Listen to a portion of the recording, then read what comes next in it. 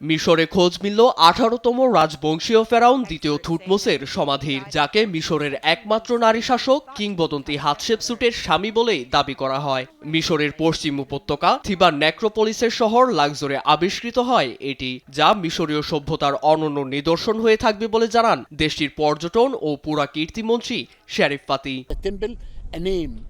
দীর্ঘ সময় ধরে ভ্যালি অফ কিংসের 2 কিলোমিটার দূরে যৌথ অনুসন্ধান চালায় মিশরীয় ও ব্রিটিশ প্রত্নতত্ত্ববিদরা, যেখানে হতাশ হতে হয় তাদের। তবে রাজ পরিবারের নারীদের সমাধিস্থল খতিয়ে দেখতেই রাজকীয় নকশাখচিত সমাধি কক্ষে নজর আটকায় অনুসন্ধান দলটির।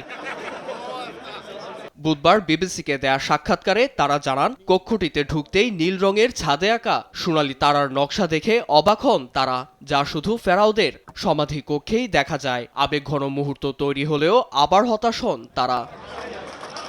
ধ্বংসাবশেষ সরিয়ে পাওয়া যায়নি কিছুই, মমিবিহীন পড়ে আছে সমাধিটি। তখনই হতাশা ভেঙে রহস্য উন্মোচনের দাবি mission field director doctor Pearce লিথারল্যান্ডের। জানান, 200 বছর আগেই সমাধিবিহীন দ্বিতীয় থুটমোসের মমি পেয়েছিলেন গবেষকরা। এবার সমাধিটি আবিষ্কারের মধ্য দিয়ে রহস্যটির সমাধান হয়েছে বলে জানান এই প্রত্নতত্ত্ববিদ।